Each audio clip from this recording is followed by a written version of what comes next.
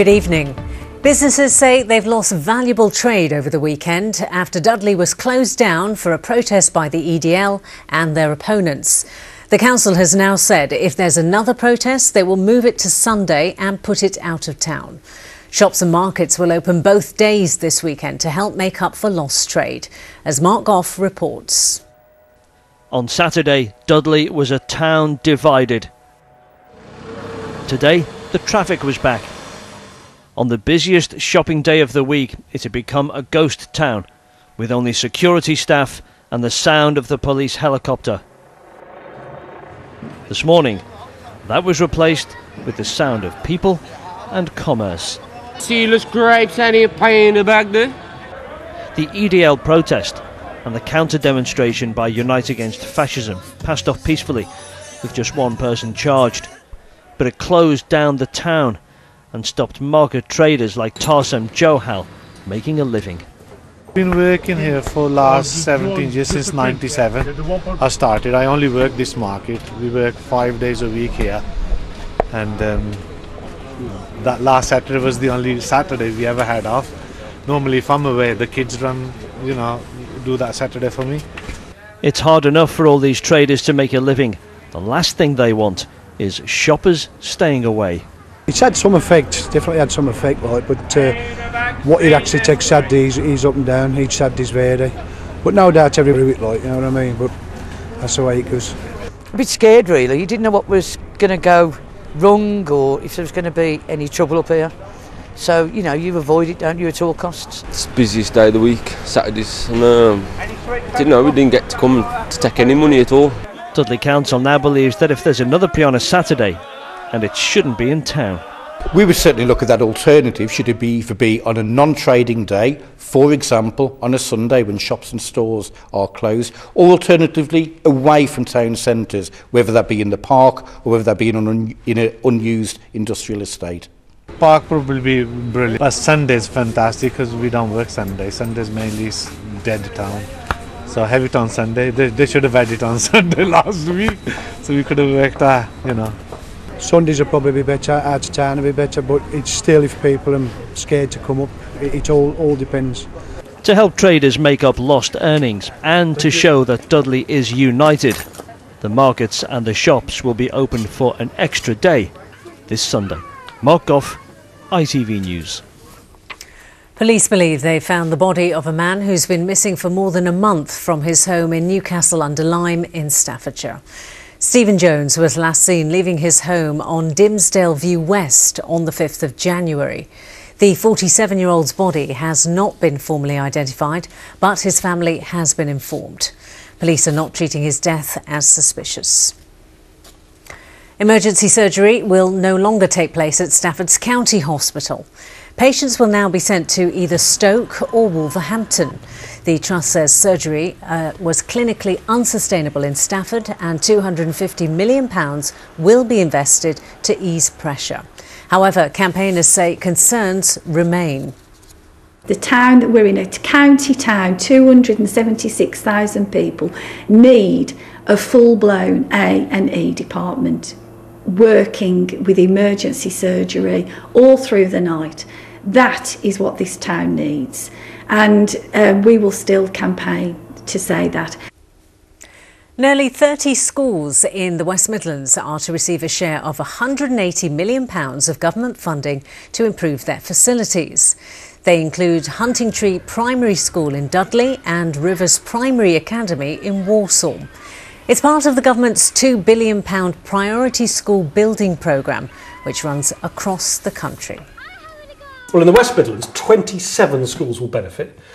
Together they get £180 million from central government, and that money will be used quite simply to rebuild or refurbish, revamp school buildings that have fallen on hard times, that have got, leaky roofs, too drafty, too cold in the winter, too hot in the summer. In other words, school buildings which just aren't right for a child's quality education, and that's why this money will help revamp all those school buildings in all of those schools to make sure that the children at those schools get a good quality education in good school buildings for years to come.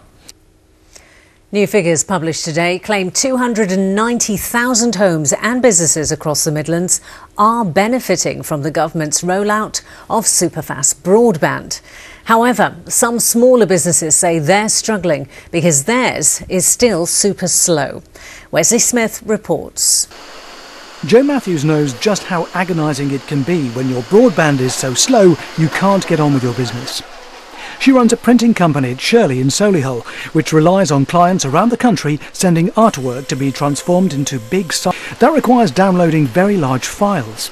But the business park the team is based in was off limits when it came to superfast broadband. It was terribly frustrating. I can't begin to tell you how frustrating it was. We had 2 broadband lines coming into the building just to alleviate some of the traffic. So therefore we were spending twice the amount of money that we needed to spend on broadband in order to do our job. A bespoke line could have been installed but would have cost more than Crescent Press could afford. The broadband connection was even worse for Will Frazier, who runs a family wine merchant. It disappeared for 2 weeks last December, meaning the team had to process orders using 3G on their mobile phones. It's transformational, really. We've started an investment programme. We've applied for planning permission to upgrade the premises. We've started employing new staff, so we've got a new member of the warehouse team on, and new sales agents, and we should be bringing in lots of interactive wine services. Both companies signed up to WarwickNet, a local broadband company specialising in connecting business parks. Worst case scenario really is if you're a business outside a village, a long way from the nearest infrastructure, and then it is very, very challenging. I suspect there are buildings which, without significant investment, they will never have superfast broadband. The government says 290,000 homes and businesses have been equipped with superfast broadband in the latest scheme. You'll see boxes like this across the region. But there are still 45,000 businesses nationwide who claim their broadband is still super slow. And if urban centres across the West Midlands are having broadband problems, what hope is there for businesses in rural parts of Shropshire and Herefordshire? What I would say to them is you haven't been forgotten. This is an engineering project and it takes time. We keep putting more money behind the schemes. We're trialling new technology. Over the next 2 or 3 years, we hope to connect the vast majority of Britain. So the government says it's doing its best to get us all connected to superfast broadband. And although the dark ages are over for these small businesses, others will still face months, if not years more frustration. Wesley Smith, ITV News, Shirley. There were mixed fortunes for Midland stars at last night's BAFTAs. Felicity Jones from Bourneville in Birmingham, who starred in The Theory of Everything, lost out to Julianne Moore for the Leading Actress Award. Meanwhile, Derby's Jack O'Connell won the Rising Star Award. He played the lead role in Angelina Jolie's Unbroken, and he paid tribute to the acting workshop where he learnt his trade.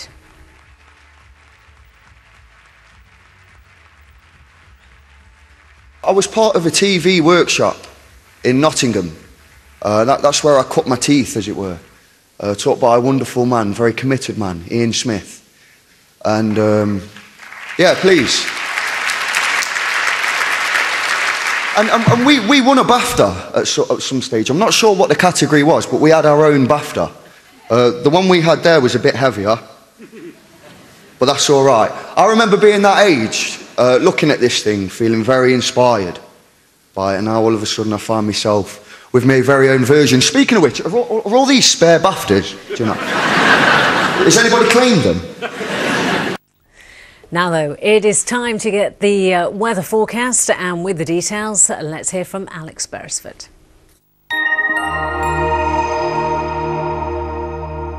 What's in store for today? ITV Local Weather, sponsored by Centre Parks. Hello, we are going to have high pressure in control for much of this week, so the conditions will be largely dry and settled. Fairly cloudy at times, but there will be some brightness along the way, and at night time it's still going to be cold enough for some patchy fog and frost, and that's definitely the case tonight. The patches of frost will form where we get the clearer breaks forming, but in towns and cities it will be frost free, with temperatures staying on the plus side, lows of 2 or 3 degrees at the very worst. Tomorrow it's a dry start all round, variable amounts of cloud cover, so there will be some bright spells pushing through, and that's the case for the afternoon, but it will be a fair bit colder, highs of 4 or 5 degrees at the very best. Good night. ITV Local Weather, sponsored by Centre Parks.